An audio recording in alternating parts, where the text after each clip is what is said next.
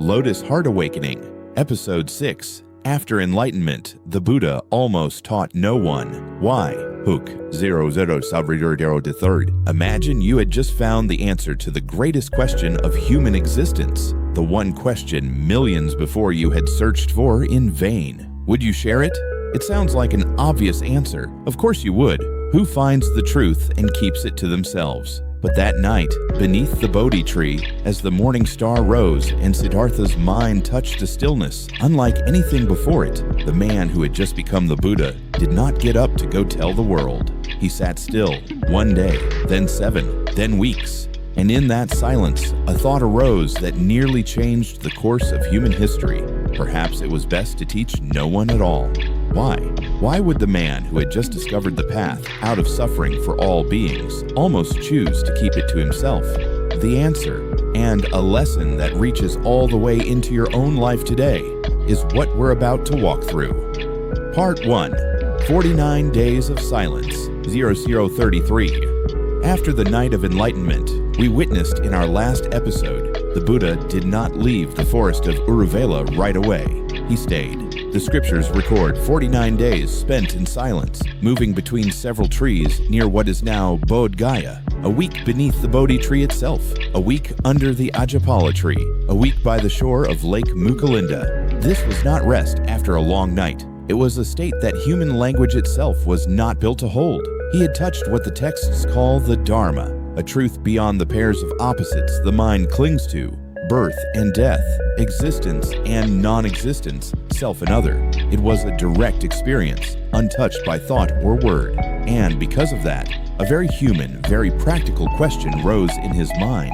What he had just realized, could anyone else possibly understand it? This was not arrogance. This was not contempt.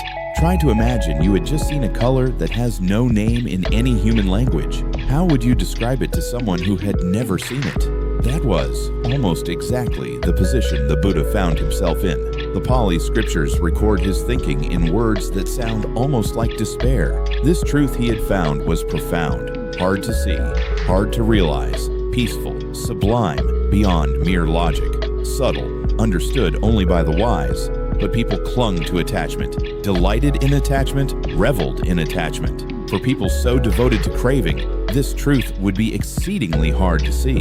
He thought of how human beings were wrapped in greed, hatred, and delusion, like a thick veil blocking out any possibility of seeing light. What good would it do, he wondered, to teach behind a veil that thick? Would it only exhaust him, only bring him weariness, while those who listened understood nothing? Or worse, misunderstood and twisted his words into something else entirely. In that moment, one of the greatest minds in human history came within a breath of deciding to stay silent, to pass into final nirvana, and to teach no one. Let's pause here for a moment, because this is what makes the story feel startlingly human. Even a fully awakened being once stood at a moment of doubt about whether his effort would matter, whether anyone would understand or value what he had found. If the Buddha himself once stood at that fork between keeping the truth for himself and stepping into the risk of being misunderstood by the world, then perhaps the rest of us are allowed our own moments of hesitation too, without feeling weak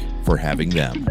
Part 2. When he was asked. 3 Gaur 6 Setsawesek. According to the scriptures, right as that decision was tilting toward silence, something extraordinary happened. Brahma Sahampati, described as the highest deity of the Brahma realm, a symbol of the highest reaches of universal consciousness, appeared before the Buddha. With absolute reverence, he knelt, joined his palms, and made his plea. Lord, may the Blessed One teach the Dharma. May the welfare teach the Dharma. There are beings with little dust in their eyes who, if they do not hear the Dharma, will be lost. If they hear it, they will awaken. Whether you take this story literally, a deity truly appearing before him, or read it as a symbol, the voice of compassion rising from somewhere deep within the Buddha's own heart, the message lands the same way either way. Something pulled him back toward humanity, from outside himself and from somewhere deep inside himself at once. And so, the Buddha, surveying the world with the eye of his awakened wisdom, looked out across all beings. The scriptures capture this moment with an image so beautiful it still lingers, the image of a lotus pond.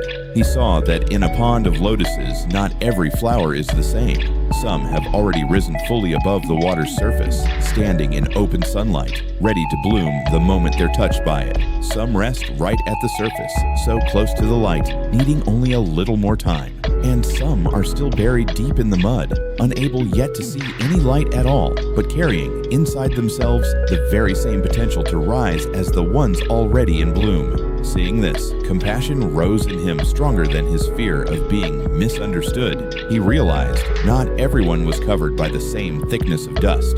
There were some who, with just the right word at just the right moment, would awaken instantly. To abandon everyone simply out of fear that most would not understand. That, he saw, would be the real tragedy.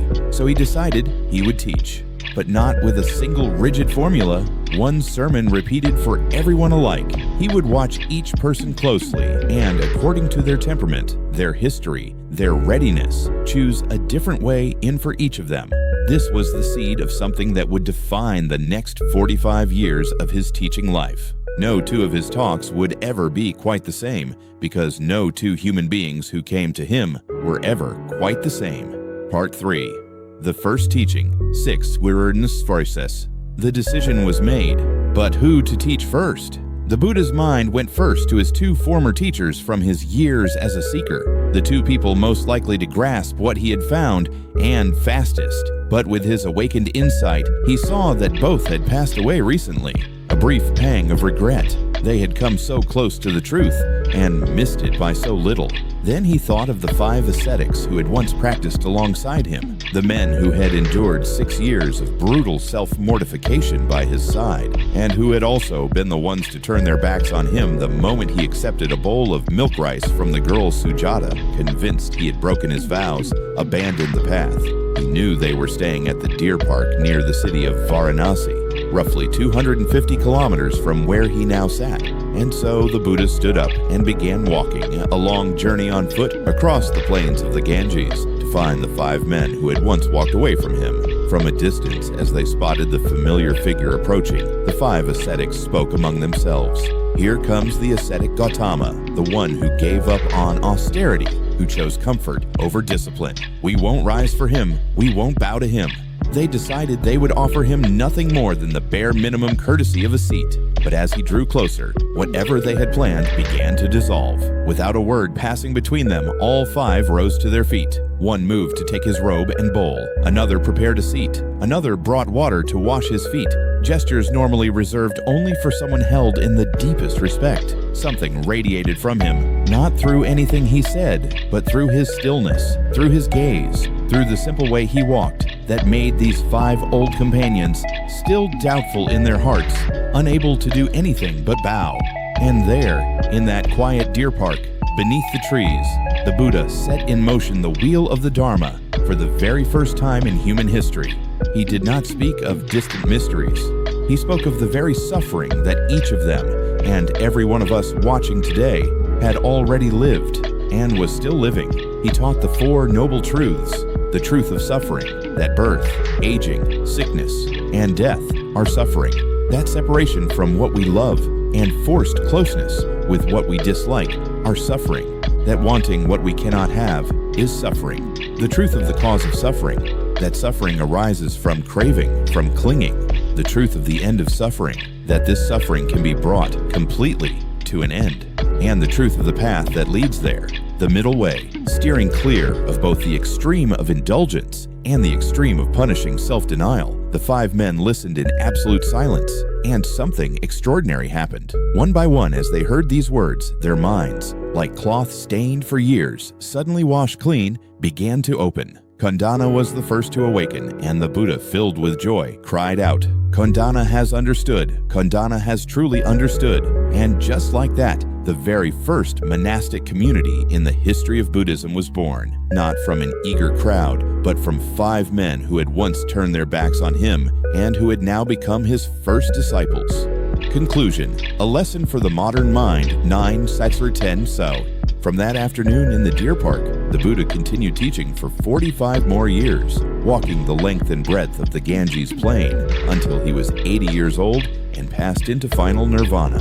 Tens of thousands of people Kings and beggars, scholars and murderers alike once sat before him and listened. And 2,500 years later, more than 500 million people around the world are still walking the path he almost chose never to reveal. But what I want to leave you with today isn't a history lesson, it's a question for you. In your own life, what is covering your mind, keeping you from real peace? Is it craving? Is it anger? Or is it a grip on something that somewhere deep down you already know will not stay with you forever? The Buddha, in that very first teaching, did not answer that question for anyone. He only pointed to the path. The rest, always, is yours.